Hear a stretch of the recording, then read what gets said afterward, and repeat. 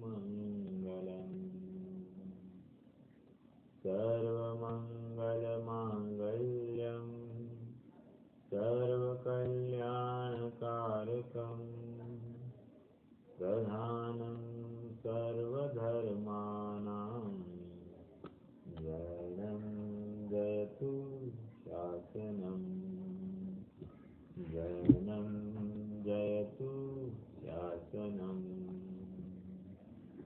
मंगलमय मंगलकरण वीतराग विज्ञान नमो ताहि जातै भये अरहंतादि महान करि मंगल करि हो महा ग्रंथ करण को काय जात मिलय समाज सब पावन निज पद राम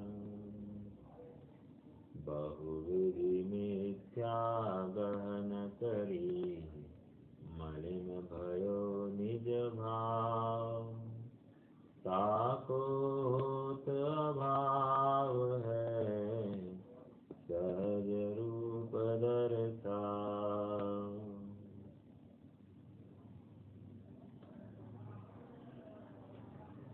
पंचम अधिकार और पंचम अधिकार में विशेष विशेष जो अन्य मत है उनकी चर्चा करने के पश्चात उनका निराकरण संबंधी उपसंहार कर दिया और अब उनकी और जैनियों की तुलना की जा रही है। जैन मत में और उनमें क्या अंतर है या वे भी जैनियों को कैसे श्रेष्ठ मानते हैं, ये उनके ग्रंथों के दाखले यहाँ पर पंडित साहब दे रहे हैं। और सर्वप्रथम उन्होंने भर्तृहरि शतक का आधार लिया और भर्तृहरि शतक में उन्होंने रागियों में ग्रेट ऐसा महादेव और वितरागियों में ग्रेट ऐसे जिनेश्वर, ऐसी सरल सरल उन्होंने उक्ति के माध्यम से जिनेश्वर भगवान ही ग्रेट है ये बताया है। आज थोड़ा सा और आगे बढ़ना है। अब तर्क लेकर फिर से खड़ा हुआ है, उसमें एक बात को छोड़ा नहीं है और वो ये कह रहा है कि हमको तो ये पूरा लग रहा है कि आप अन्य मत का के प्रति द्वेष रखते हो और आपको हमारे बारे में क्या है हमको पता नहीं, लेकिन आप हमारे बारे में निरंतर ऐसी बातें करते हो। तो बराबर यही बात रख रहा है, कह रहे कि तुम हमारे प्रति द्वेष रखते हो। अरे नहीं रे बाबा, हम द्वेष नहीं रखते हैं, हम तो मात्र तुम्हें जो कमी है उसको दर्शाते हैं। अब तुम कमी दर्शाने को तुम अगर द्वेष समझते हो तो ये तो तुम्हारा अज्ञान है और तुम्हारे अज्ञान के अभाव तुम्हारे अलावा और कोई नहीं कर सकता है। तो यहाँ पर पृष्ठ क्रमांक 138 पर आइए। तथा वह कहता है कि मिला सेकेंड पैराग्राफ। तथा वह कहता है कि यह तो सच है, परंतु अन्य मत की निंदा करने से अन्य मती दुखी होंगे। विरोध उत्पन्न होगा, इसलिए निंदा किस लिए करे। देखो ये घर घर की बात है। मान लीजिए मैं अपने घर में मेरे बच्चे को, मेरी पत्नी को थोड़ा सा धर्म की अनुकूल शिक्षा देना चाहूँ और उनकी विपरीतता का ज्ञान कराऊँ, तो क्या होगा? अपने आप में संघर्ष होगा और संघर्ष होगा तो क्या होगा? वे दुखी होंगे।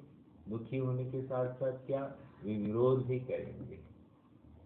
और इसलिए, और वो क्यों विरोध करेंगे? क्योंकि उनको ये लगेगा कि ये हमारी निंदा कर रहे हैं। सेम बात इस जीव को यहाँ लग रही है। देखो, जीवों की कैटेगरी चेंज हुई नहीं है, लेकिन बस उनकी भूमिका अलग अलग दिखाई दे रही है। तो क्या प्रश्न है?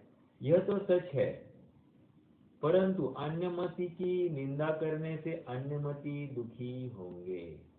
देखो, पंडित साहब को बराबर ज्ञान था कि अपन पकड़े गए हैं। पकड़े गए मतलब अपने अपने खिलाफ षड्यंत्र चल रहा है, इसलिए उन्होंने बात लिखी। उनके लिए विरोध उत्पन्न होगा, इसलिए निंदा किस लिए करें? वहां उसे कहते हैं कि, अब देखो समाधान, हम कषाय से निंदा करें, वो औरों को दुख उपजाए, तो हम पापी ही है। एक्सेप्टेड। यदि हमने कषायवश आपकी निंदा की और इसमें आपको हीन समझा, तो हम पापी ही है। हमने आपको हीन समझा नहीं है भाई, आपका आचरण अनुकरणीय नहीं है, इतना ही हम जान रहे हैं। क्यों क्यों अनुकरणीय नहीं है, उस संबंधी हम तर्क दे रहे हैं। तो आप उसको निंदा समझते हैं, तो कहीं ना कहीं ये आपका अज्ञान ही है। क्या है? देखो फिर से, हम कषाय से निंदा करें, वो औरों को दुख उपजाए, तो हम पापी ही है। परंतु अन्य मत के श्रद्धा आदि से जीव के अतत्व श्रद्धान दृढ़ हो, जिसमें संसार में जीव दुखी होंगे, इसलिए करुणा भाव से यथार्थ निरूपण किया। ये हमारी दृढ़ता, ये हमारा इतना, हमारे मान्यता के प्रति जो दृढ़ श्रद्धान है, अड़िगता है, और इसको लेकर हम तुम्हारी जो विपरीतता दिखाते हैं, ये हमारा तुम्हारे प्रति किया गया करुणा भाव है। कोई माँ अपने बच्चे को बहुत मारती है, तो ये माँ का बेटे के प्रति किया गया करुणा भाव है, द्वेष नहीं है। ऊपर से एक्शन तो हमको यही दिखाई देगी, बहुत पिटाई कर रही है और पूरे द्वेष के साथ में पिटाई कर रही है। दिखाई तो यही दे रहा है सीन, लेकिन अभिप्राय में वहां पर करुणा भाव है। शाम की आई किसी ने देखी है क्या? शाम देखी क्या है, पढ़ी है क्या? तो शाम की आई में, शाम की आई काठी घेऊन मारती है तो लकड़ी लेकर मार रही है, तो ये उसका द्वेष है या उसकी करुणा है? अब कोई कहे अरे कितनी निर्दयता है, तो अपने आप में यही उसका अज्ञानपना है। समझ में आ रहा है? देखो, बच्चों को संस्कार डालने के नाम पर भी हमको जीवन में थोड़ा कठोर होना पड़ता है, और इस कठोरपने को कोई निर्दयता कहे, या इसको लेकर बच्चा एकदम दब जाएगा और फिर वो खुलेगा नहीं उसका व्यक्तित्व, ऐसी कोई तर्क युक्ति करे, तो ये योग्य नहीं है। क्योंकि दबाने से नहीं, योग्य संस्कार योग्य समय पर ही दिए जाने चाहिए। जब समय चला जाएगा और फिर हम संस्कार देना चालू करेंगे, तो वो हमको ज्यादा अकल सिखाएगा। क्योंकि जब मिट्टी गीली होती है, उसी समय में उसको आकार दिया जाता है। मिट्टी एक बार कड़क हो गई है तो वो टूट जाएगी, लेकिन उसको आकार दिया नहीं जा सकता। और ये कठोरता, मैं मुद्दा कहाँ से उठा रहा हूँ? कठोरता, ये निंदा नहीं है, कठोरता नहीं है, निर्दयता नहीं है, ये करुणा भाव है। करुणा भाव में और द्वेष में, सॉरी, करुणा भाव में और कठोरता में अंतर है। हमारा भली बाहर से हम कठोर दिखाई दे रहे हैं, लेकिन अंदर से हम एकदम मृदु है, सरल है, हम में कोई वक्रता नहीं है, छल नहीं है, हम में तुम्हारा हित ही छिपा है हमारे अभिप्राय में। और ये सामने वाला पकड़ नहीं पा रहा है, वो तो मात्र बाहर की फिल्म देख रहा है और ये कैसा है कि ये निंदा कर रहे हैं, बस ये इतना ही वो रिलेशन समझता है, अभिप्राय को समझता नहीं है।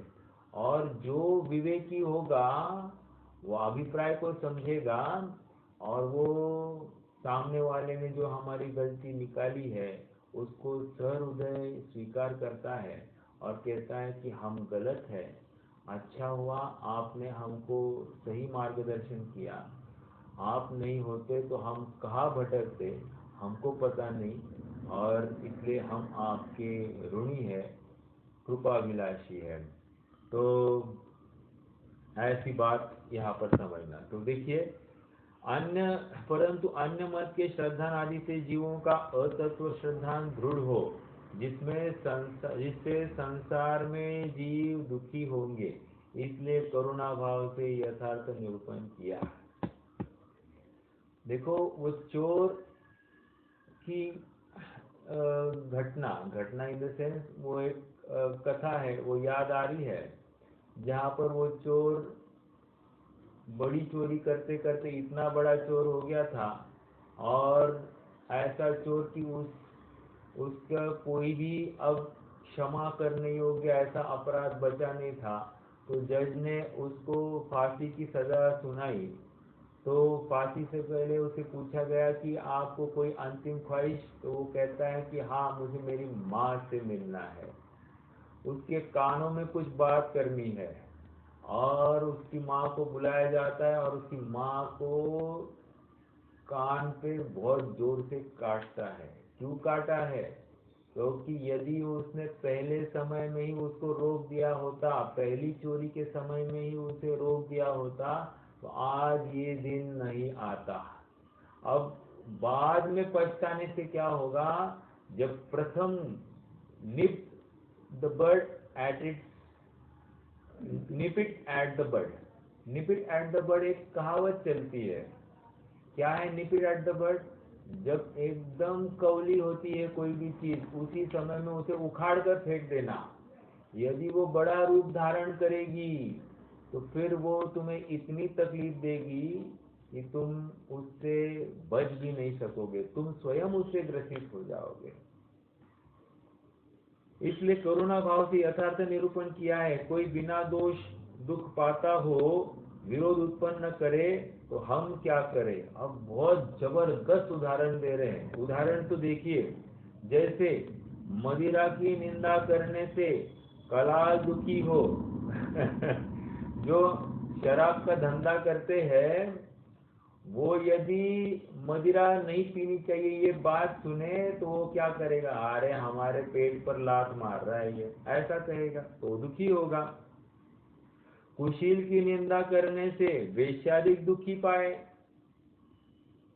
और खोटा खरा पहचानने की परीक्षा बतलाने से ठग दुखी हो तो क्या करे।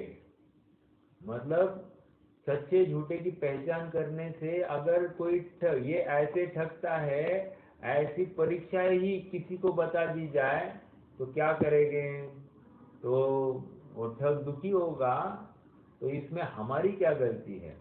देखो, सच्चा दुकानदार कौन होता है? हमने पहले भी चर्चा की थी। सच्चा दुकानदार वो होता है, ग्राहक उसके पास आए तो ग्राहक उसके दिए हुए माल की सच्चाई का आधार मांगे तो हर प्रकार से उसको आधार पेश करे और 1 रुपया भी कम ना करे, 1 रुपया ज्यादा ना कहे, ऐसा भाव बोल दे।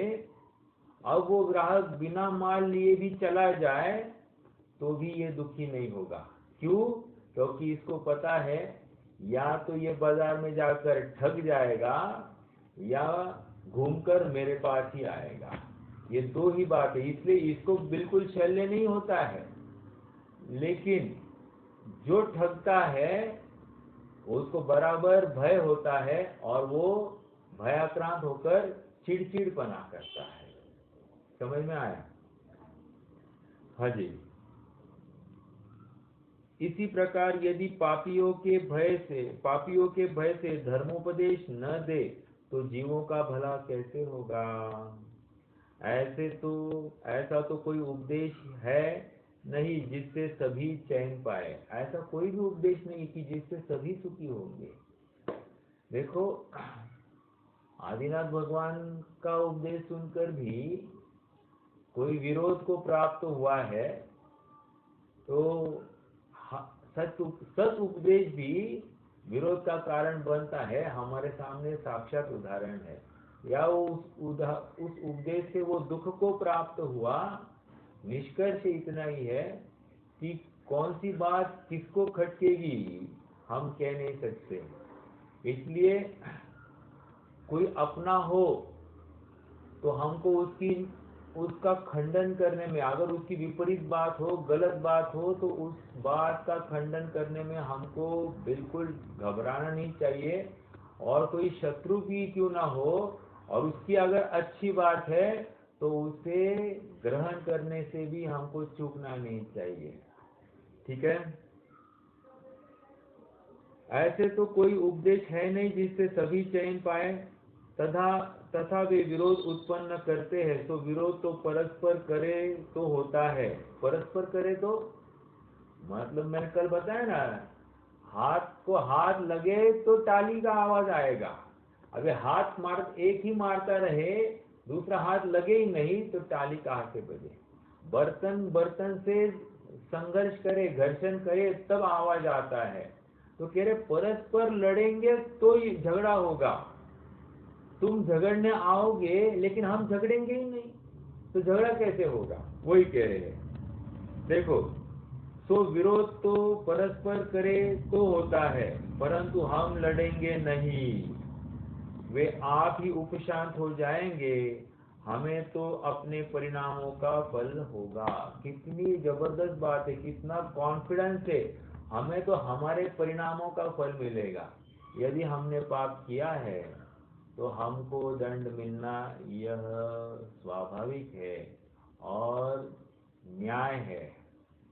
और यदि हमने कोई पाप किया नहीं है, हमने तुम्हारा भला ही चाहा है, तो हमको हमारे भला चाहने रूपी परिणाम का ही फल मिलेगा। ये बात पत्थर पर निकाली गई लकीर के समान है, अकाट्य है। तथा कोई कहे, हो गया पहला प्रश्न। दूसरा प्रश्न, तथा कोई कहे प्रयोजनभूत जीवादिक तत्वों का अन्यथा श्रद्धान करने से मिथ्या दर्शन आदि होते हैं। ओके, अन्य मतों का श्रद्धान करने से किस प्रकार मिथ्या दर्शन होंगे।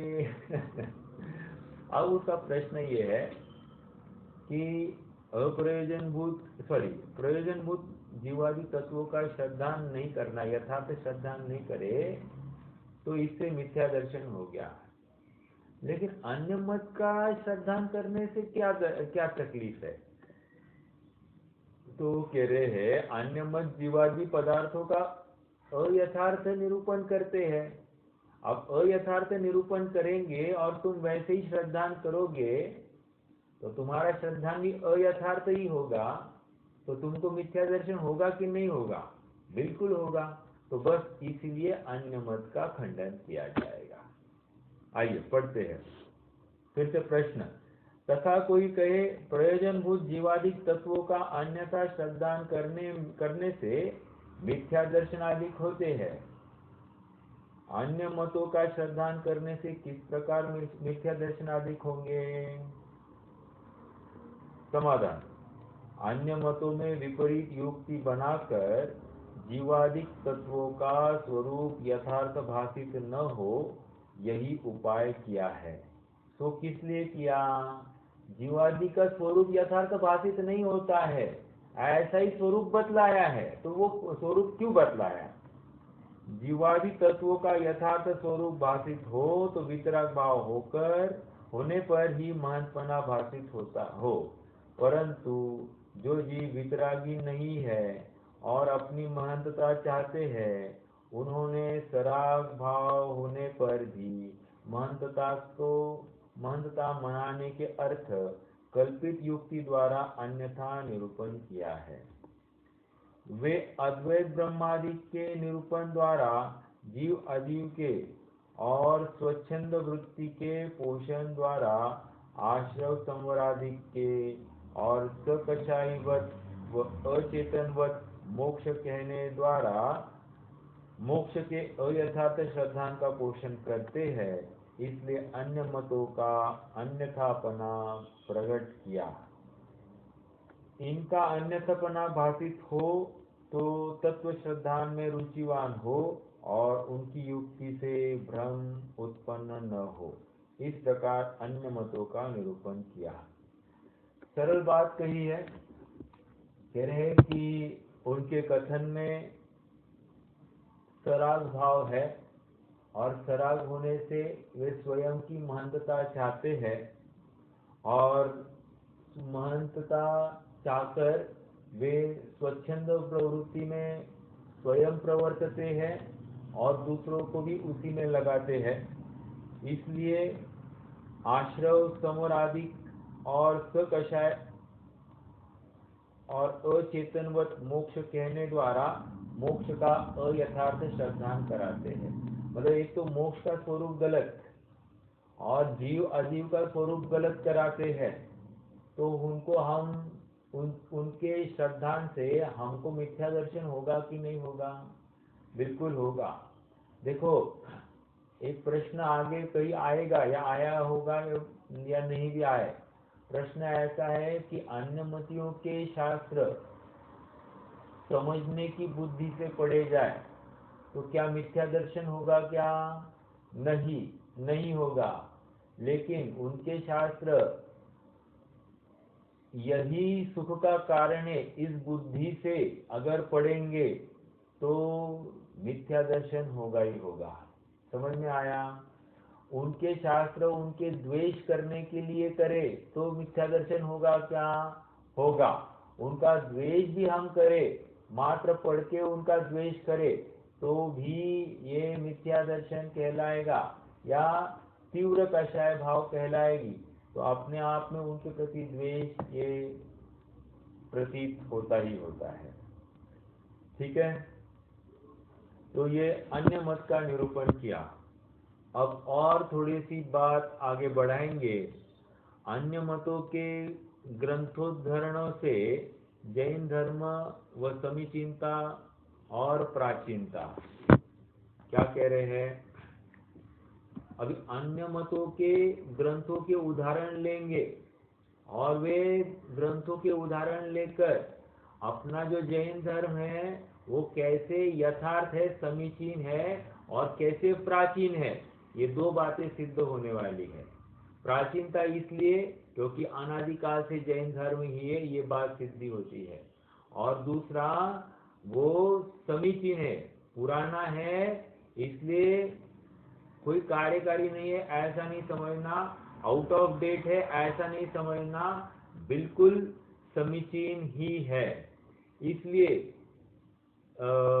कालिदास ने एक जगह पर लिखा है, वहां तो उनका तर्क अलग था, फिर भी हमको ये समझना कि हर पुरानी चीज वो सच्ची ही होती है ऐसी बात नहीं, और हर नवीन चीज गलत ही होती है ऐसी भी बात नहीं।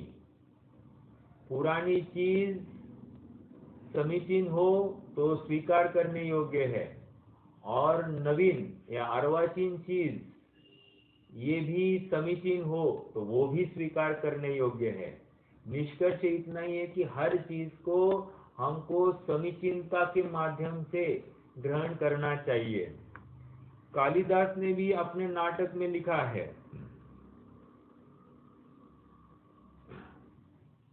देखो उनका छंद मैं बताता हूँ और उसका अर्थ भी बताऊंगा, वो पार्श्वभूमि भी आपको बताता हूँ। वो क्या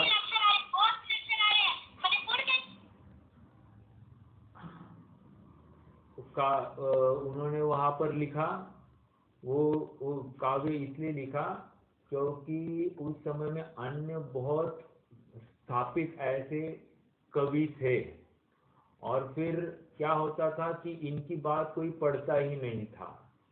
तो उन्होंने लोगों को एक गुजारिश की कि उनको कहा कि हर कोई पुरानी बात अच्छी ही होती है ऐसा नहीं, और हर कोई नवीन बात गलत ही होगी ऐसा भी नहीं। इसलिए आप उसके ऑथर को मत देखिए, उसके मटेरियल को देखिए, उसकी विषय वस्तु क्या है उसको देखिए और फिर आप निर्णय करें। देखो, पुराण मित्येव नहि साधु सर्वं न चापि काव्यं नवमित्यधम नित्यवधम संत परीक्षान्यत दद भजन्ते मूढ़ पर प्रत्ययनेय बुद्धि। फिर से, पुराण मित्येव नहीं साधु सर्वम।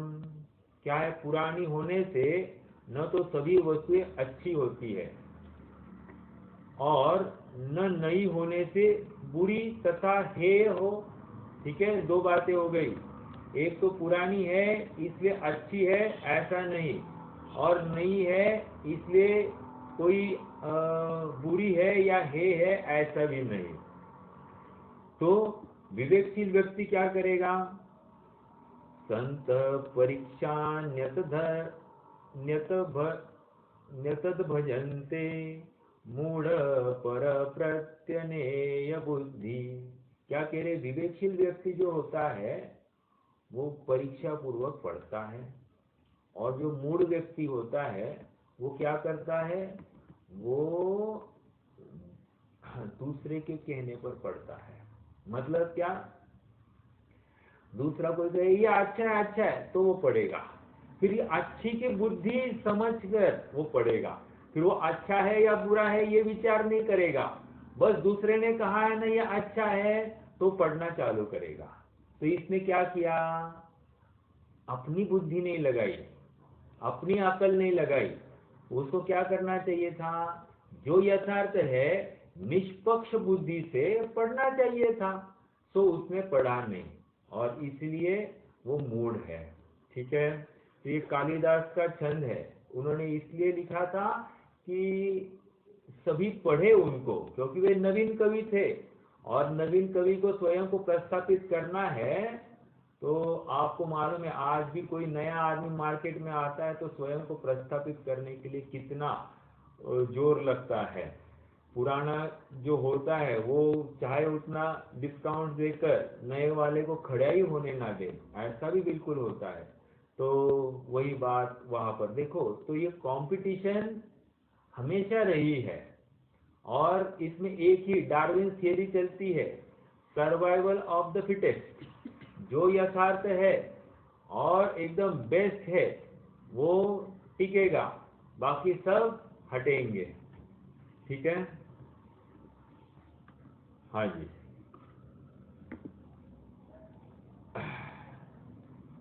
देखो, ये अन्य मतियों के भी इतनी मतलब ये कुदेव के ऊपर इतनी श्रद्धा करते हैं, तो उसके लिए एक ही भाव में एक बहुत अच्छा छंद आया है। और इस प्रसंग में ये भी मैं सुनाना चाहूँगा क्योंकि बहुत ही मार्मिक है। एक ही भाव स्तोत्र में है। 19वां छंद है ये, मंदाक्रांता इस धुन में है। आहारेभ्य स्पृहयति परम यह स्वभावाद्यरुद्य शस्त्रग्राही भवति सततं वैरिणा यस्य शक्य सर्वांगेषु त्वमसि सुभग त्वं न शक्यः परेषाम् तत्किं भूषा वसन कुसुमे किं च शस्त्रैरुदस्त्रै। मैं एक एक करके आपको थोड़ा सा इसका अर्थ बताता हूँ। आहारेभ्य स्पृहयति परम यह स्वभावादरुद्य, स्वभावात अरुद्य मतलब जो स्वभाव से असुंदर है उसको क्या लगेगा, मैं बाहरी कोई चीज को ग्रहण करूं और सुंदर हो जाऊं, बराबर। आहारेभ्य, आहारेभ्य मतलब ग्रहण करना, आहार, आहार मतलब मात्र भोजन की बात नहीं होती, ये ग्रहण के अर्थ में आहार कहा जाता है।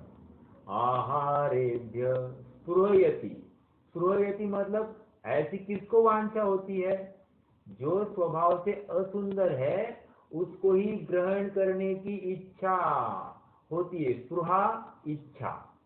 तो कहते हैं कि इच्छा किसको है ग्रहण करने की, जो स्वभाव से असुंदर स्वयं को देखता है। एक पहली बात हो गई।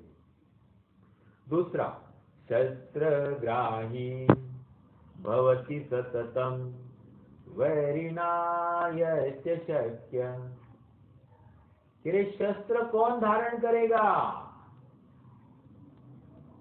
जिसके वैरी के माध्यम से जिसको भय है, या मैं बैरी के माध्यम से मारा जाऊं या उससे मुझे नुकसान होगा, ऐसा ही व्यक्ति शस्त्र धारण करेगा। दो, पहले क्या बात थी, कोई वस्तु ग्रहण करने की इच्छा क्यों होगी, जिसको ऐसा लगता है कि मैं असुंदर हूं, मैं इनकम्प्लीट हूं, वही सजना धजना खाना पीना आदि आदि सब बातों को कौन चाहेगा, ऐसा व्यक्ति चाहेगा। इसलिए मैं हमेशा कहता हूं, जिसको नहाने के लिए ज्यादा समय लगता है उसको विचार करना चाहिए कि उसको स्वयं की असुंदरता के ऊपर ज्यादा भरोसा है और उसने स्वयं को सुंदर देखा ही, स्वयं को सुंदर मतलब आत्मा को सुंदर देखा ही नहीं है और आत्मा में कुछ कमी है ही नहीं, ऐसा निश्चय करके अल्प से अल्प काल में अल्प से अल्प पानी में तो जो नहाए उसका विवेक विशेष कहा जाना चाहिए। पहली दो लाइन में फिर से पढ़ता हूं। आहारेभ्य स्पृहयति परम यः स्वभावाद्यरुध्य, शस्त्रग्राही भवति सततम वैरिणा यस्य शक्य। अब आगे, अब भगवान की अभी महिमा गा रहे हैं। ये तो जो बाहर अन्य मतलब जिसको स्वयं में जो संसारी जीव है जिसको कमी दिखाई देती उसकी बात कही। अब इससे परे भगवान कैसे ये बता रहे हैं। सर्वांगेषु, आहा, सर्वांगेषु सर्वांगेषु त्वमसि सुभगम् त्वं न शक्यः परेषाम्। तुम सर्वांग से सुंदर हो इसलिए तुमको कुछ ग्रहण करने की इच्छा ही नहीं है, समझ में आया। एक। दूसरा, त्वं न शक्यः परेषाम्, और तुम्हारे जैसा बाकी अन्यों पे शक्य दिखाई नहीं देता। क्या शक्य नहीं दिखाई देता। एक, तत्किम भूषा, इसलिए, तत्किम इसलिए, क्यों, क्या क्यों, भूषा, भूषा मतलब वस्त्र, तत्किम भूषा, अब सॉरी भूषा मतलब आभूषण, भूषा मतलब आभूषण, तत्किम भूषा वसन कुसुमे, वसन मतलब वस्त्र और कुसुमे, उसको कुसुम आदि की जरूरत क्यों होगी।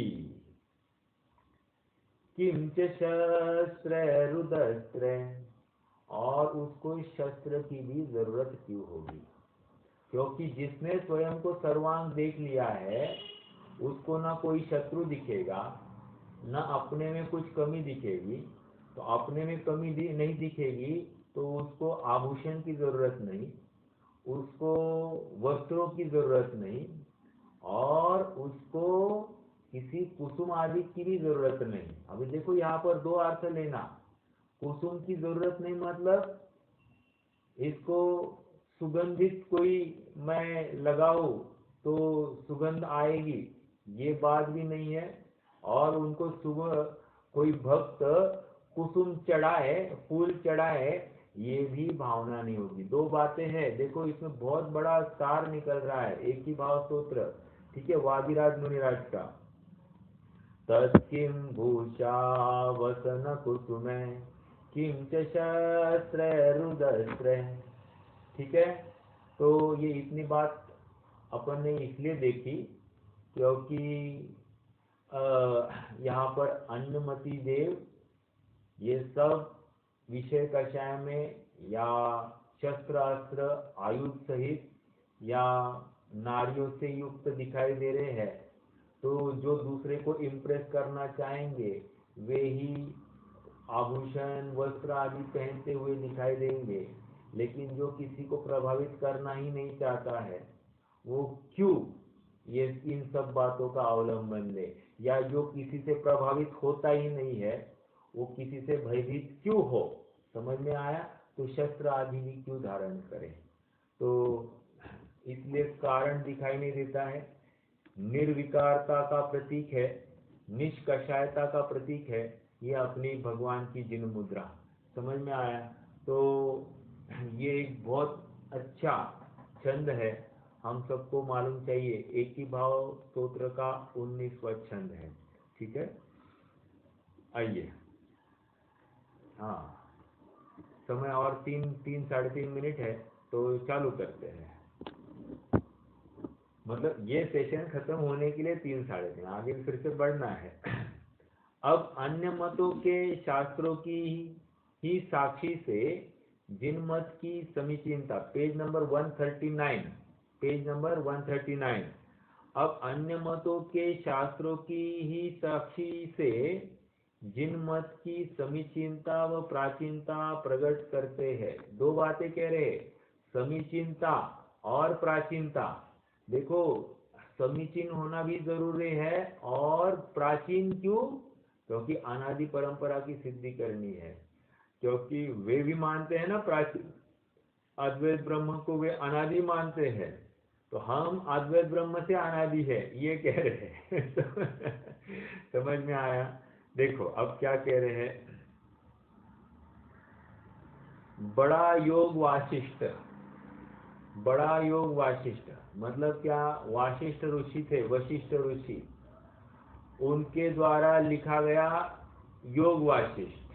और बड़ा योग वासिष्ठ क्यों कह रहे हैं? इसका मतलब उन्होंने कोई छोटा योग वासिष्ठ भी लिखा होगा।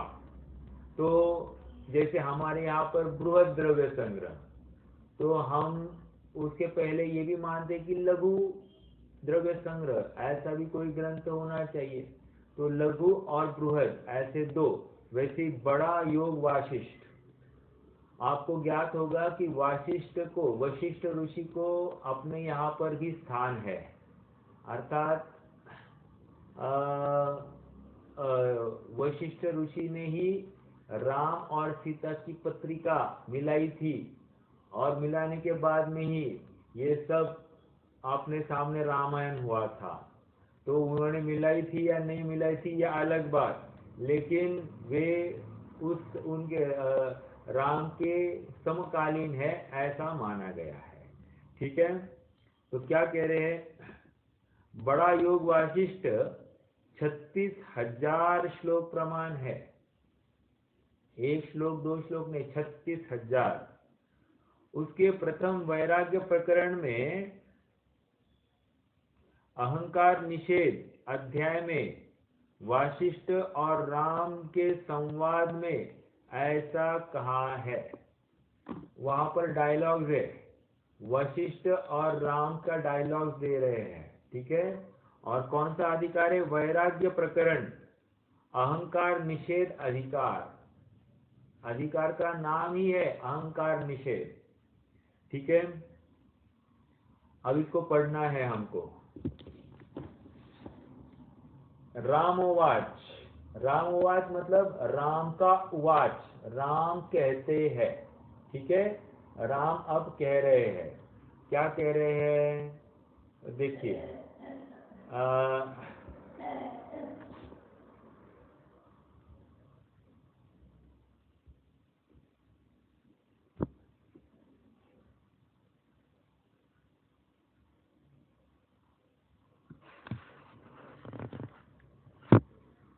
आ रही है मेरी?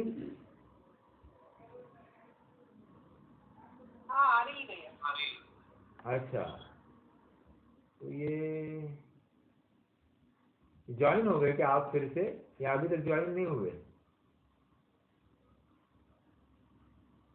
नहीं अभी तक हुआ नहीं है, खत्म नहीं हुआ। अच्छा, तो मैं पहले ही ज्वाइन कर गया फिर से। हाँ हाँ,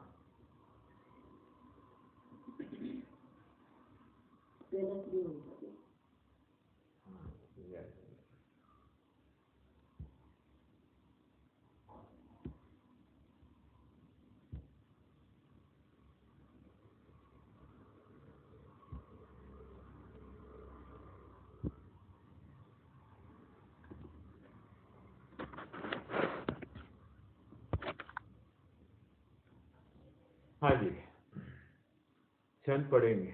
राम उवाच, राम का उवाच, राम कहते हैं। डायलॉग्स है ना वहां पर, वशिष्ठ और राम में डायलॉग्स है। तो राम उवाच, रामो न मेवा, रामो न मेवान, क्या कैसे गाएंगे? अनुष्टुभे, ना हम रामो न मे वांछा, भावशूच न मे मन, शांति शांति मास्था तु, शांति मास्था तुमिच्छामि, स्वात्मन्येव जिनो यथा। फिर से, नाहं रामो न मे वांछा, भावशूच न मे मन,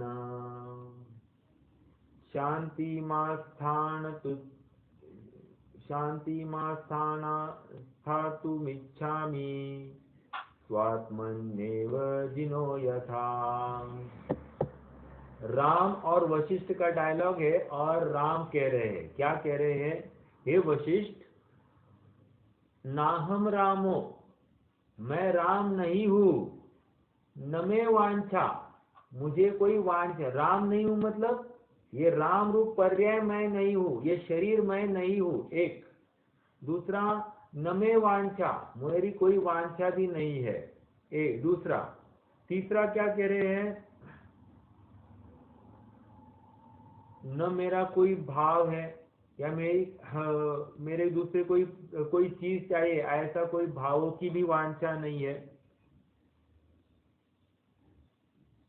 न मे मन, न मे मन का अर्थ क्या दिया है इन्होंने? ऐसे तो कुछ दिया नहीं, ठीक है। शांति, शांतिम अस्थातु इच्छामि, मतलब मैं शांति की इच्छा करता हूँ, और इसलिए मैं क्या करता हूँ? स्वात्मन्येव जिनो यथा, मैं अपने आत्मा की प्राप्ति का प्रयास करूंगा। कैसे? जैसे जिनेंद्र ने आत्मा की प्राप्ति की है, वैसा मैं भी प्रयास करूंगा। तो ये भी दाखला दे रहे हैं कि जिनेंद्र जैसे आत्मा का ध्यान लगाए, वैसा ध्यान लगाना चाहिए। तो ये क्या हुआ?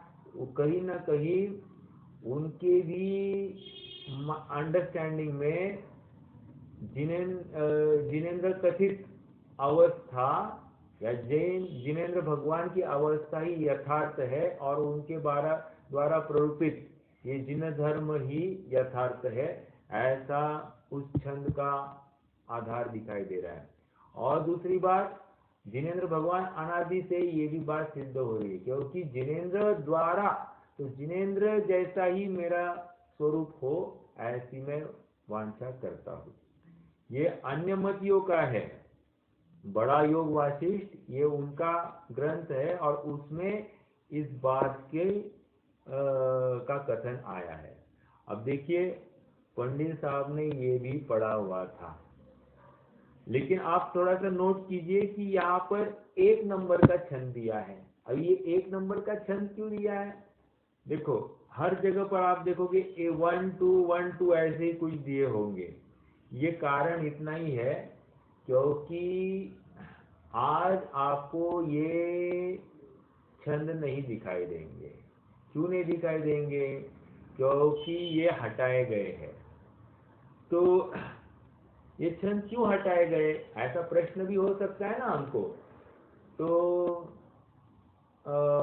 उनके विद्वान ऐसा कहते हैं कि ये छंद इसलिए हटाए गए क्योंकि उसकी कोई प्रायोगिकता नहीं दिखाई देती। प्रायोगिकता नहीं दिखाई देती मतलब आज उसका कोई पालन नहीं करता हुआ दिखाई देता है या उसका अनुकरण करता हुआ कोई दिखाई नहीं देता है, इसलिए वे छंद हटाए गए हैं, ऐसा वे कहते हैं।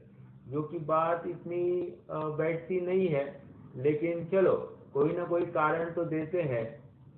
इतना तो स्वीकार कर रहे ना कि वे छंद हटाए गए, तो हटाए गए यही उसका परिचायक है कि कहीं ना कहीं उनकी कमी वहां पर उद्धृत की गई थी और अपनी श्रेष्ठता वहां पर सिद्ध होती है। ठीक है, ये एक पढ़ा हमने बड़ा योग वाशिष्ठ का। इसमें राम जी ने जिन समान होने की इच्छा की है, आया ना, स्वात्मन्येव जिनो यथा। यथा मतलब उनके जैसा। ठीक है, जिनके समान होने की इच्छा की, इसलिए राम जी से जिनदेव का उत्तमपना प्रकट हुआ और प्राचीनपना भी प्रकट हुआ। ठीक है, आगे बढ़ते हैं। तथा दक्षिणामूर्ति सहस्त्र नाम में कहा है। देखो एक एक ग्रंथ का दाखला। अब आप थोड़ा सा विचार करना, कितने ग्रंथ, एक ग्रंथ का अभी 36,000 श्लोक अगर इस ग्रंथ में है, तो आप विचार कीजिए कि कितनी पढ़ाई की होगी।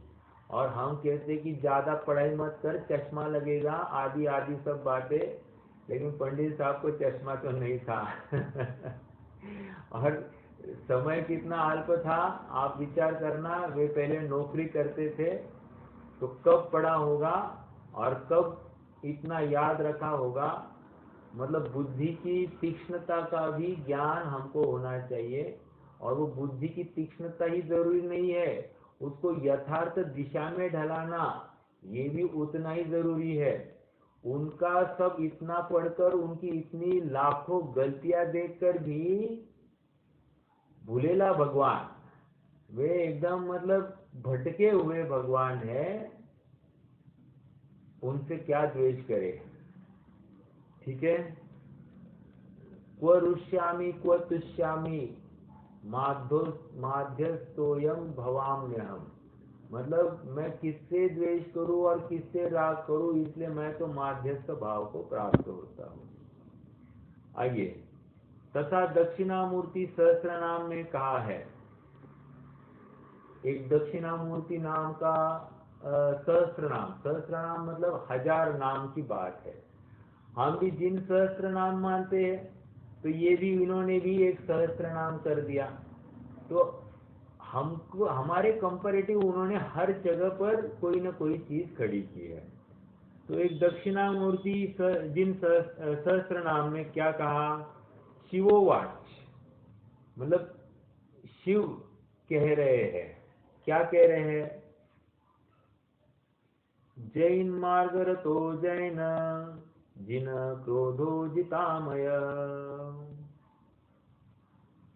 मतलब यहाँ भगवत का नाम जैन मार्ग में रथ और जैन कहा है, तो इसमें जैन मार्ग की प्रधानता व प्राचीनता प्रकट हुई। क्या कहा? भगवान कहते हैं जैन मार्ग में रथ और जैन कहा है।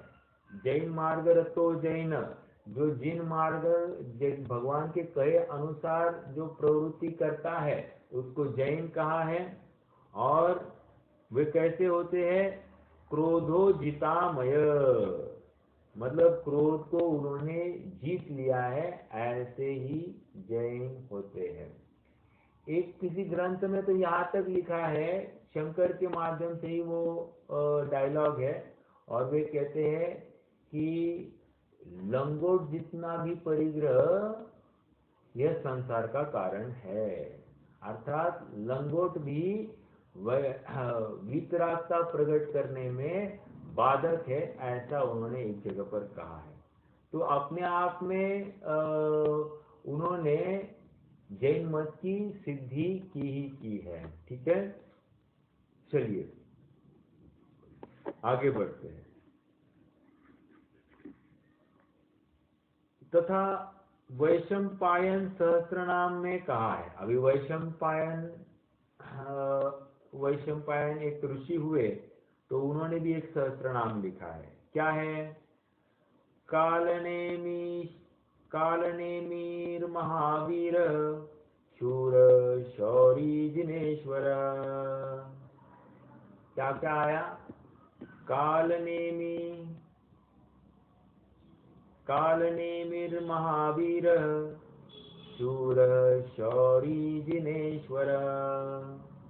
या भगवान का नाम जिनेश्वर कहा, इसलिए जिनेश्वर भगवान है। कैसे? देखो, काल मतलब अरिष्ट नेमी।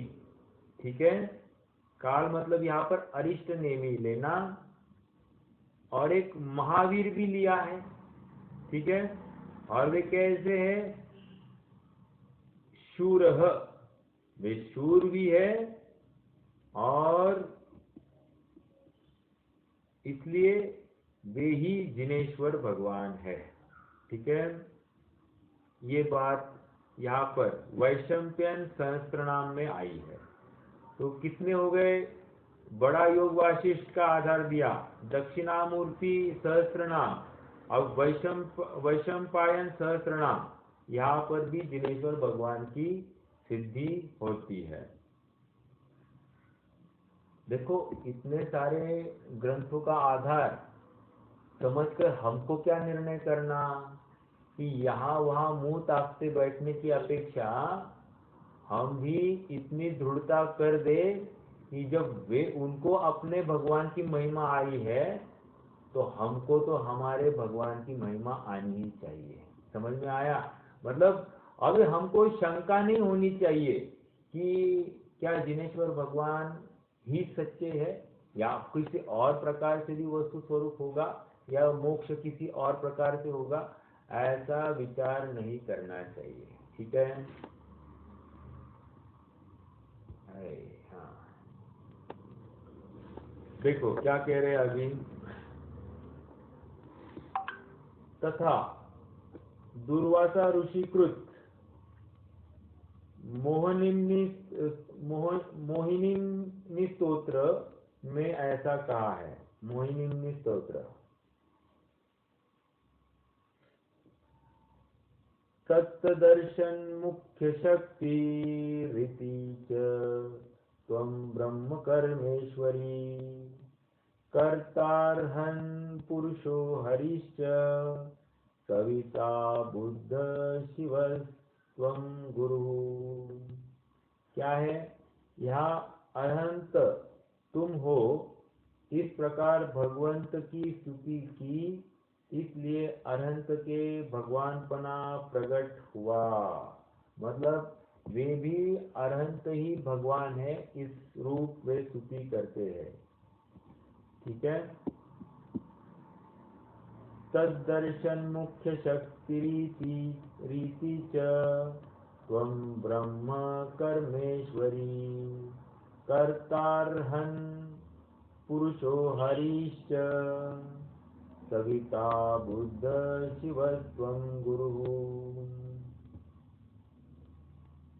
ठीक है, तो ये किसका आया? दुर्वासा ऋषिकृत ग्रंथ में आई बात। और एक बात आपको थोड़ी सी मैं अलग से बताऊं, ये भर्तृहरि शतक कल हमने देखा था ना। कल कौन सा देखा था? एको रागेशु राजते प्रियतमा। ठीक है, तो उसकी स्टार्टिंग में जब मंगलाचरण किया तो मंगलाचरण में उन्होंने क्या लिखा,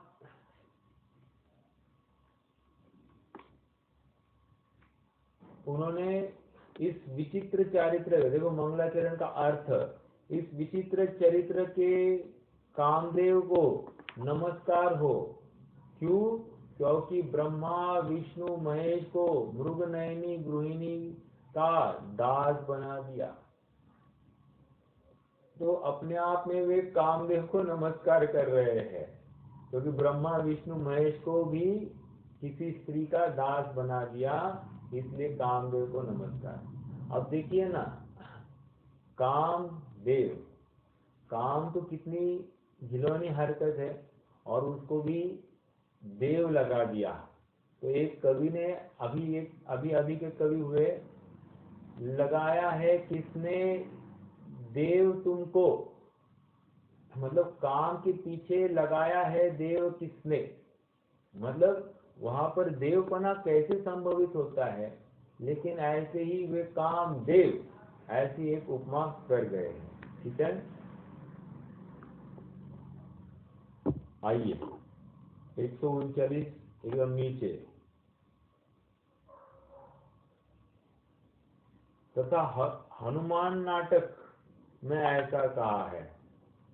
हनुमान नाटक में क्या है, यह शैवा उपासते, यं शैवा समुपासते शिवयति ब्रह्मेति वेदांतिन बौद्धा बुद्ध इति प्रमाण पटव करतेति नैयायिक।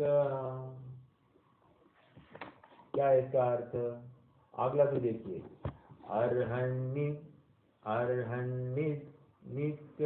नित्यथ जैन शासनरत कर्मेति मीमांसका सोऽयं वा विदधातु वंचित फलं त्रैलोक्यनाथ प्रभु। मतलब अर्हत नित्य जैन शासन रथ कर्मेति मीमांसक, मतलब हर किसी की बात रखी है। यहाँ 6 मतों में एक ईश्वर कहा, वहाँ अनंत देव के भी ईश्वरपना प्रकट किया है। समझ में आया? देखो 6 मत कौन से है, थोड़ा ये भी देख लीजिए। पहला शैव, यम शैवा समुपास्यते शिव इति। दूसरा क्या है, ब्रह्मेति वेदांति न, दूसरा वेदांत मत है। बौद्धा बुद्ध इति प्रमाण पटव, मतलब वे क्या कहते हैं, ब्रह्मा बौद्ध लोग बुद्ध को मानते हैं, तो ये बौद्ध मत 3 हो गए, शैव मत, वेदांत मत और बुद्ध मत। ठीक है, करते नैयायिक, एक नैयायिक मत आ गया, 4 हो गए। अर्हन नित्यथ जैन शासन रत कर्मेति मीमांसका, एक जैन शासन जिन मत और एक मीमांसकों का मत। सोयम वा विदधातु वंचित फलम त्रैलोक्य नाथ प्रभु। ठीक है, तो ये क्या कह रहे हैं कि ये इन मतों ने ईश्वर किसको माना है, ये बात इस छंद में आई। तो वहां पर 6 मतों में एक ईश्वर कहा, वहां अनंत देव के भी ईश्वरपना प्रकट किया। अनंत देव भी ईश्वर है ऐसा वे भी स्वीकार कर रहे हैं। ठीक है, आगे यहाँ कोई कहे, जिस प्रकार सब मतों में एक ईश्वर कहा उसी प्रकार तुम भी मानो। मतलब वो कह रहे हैं शिव को भी हम, कोई मत शिव को ईश्वर मान रहा है, कोई ब्रह्मा को, वेदांती ब्रह्मा को ईश्वर मान रहा है, बौद्ध बुद्ध को ईश्वर मान रहा है, और नैयायिक क्रियाकांड के करने से ईश्वर हुआ मानता है, और मीमांसक कर्मों का कर्मेति मीमांसक का क्या था?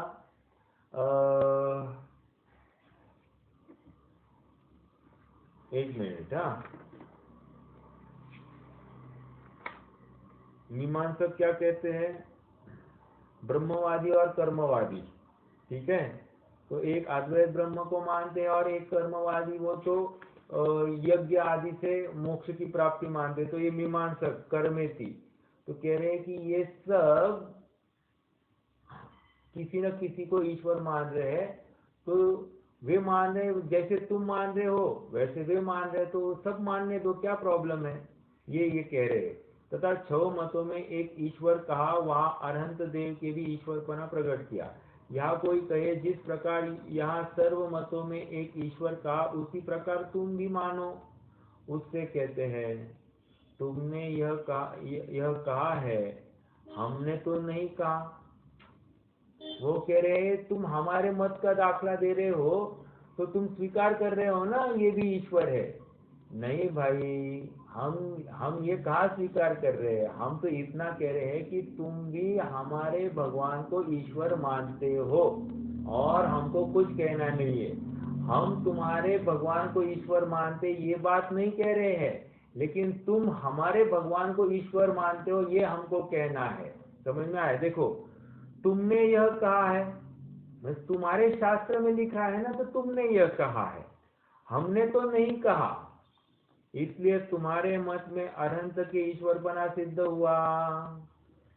हमारे मत में भी इसी प्रकार कहे तो हम भी शिवादि को ईश्वर माने। हमारे मत में भी अगर हमने लिखा होगा ऐसे तो हम मान लेते, लेकिन है नहीं ना। जैसे कोई व्यापारी सच्चे रत्न दिखाए, कोई झूठे रत्न दिखाए, वह झूठे रत्नों वाला तो रत्नों का समान मूल्य लेने के अर्थ समान कहता है, सच्चे रत्न वाला कैसे समान माने?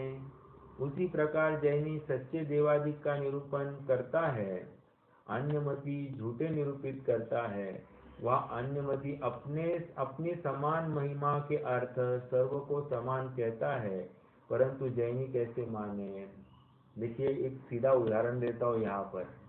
मुझे मान लीजिए मैंने कोई नकली नोट बनाई है, 2000 की नकली नोट बनाई है, तो मुझे वो अभी चलानी है मार्केट में। क्या करूँगा? 5-10 2000 की नोटों में इस एक नोट को घुसा दूंगा और फिर मैं इसको दे दूंगा। इससे क्या होगी? सभी नोटों में ये नोट भी चल जाएगी, बराबर। तो ये क्या हुआ? ये मैंने असली भी बताई और नकली भी घुसाई और फिर मेरी भी चला दी। ठीक है, लेकिन जो सच्चा पारखी होगा वो क्या करेगा? वो तो नकली नोट बाजू को निकालेगा और असली ग्रहण करेगा।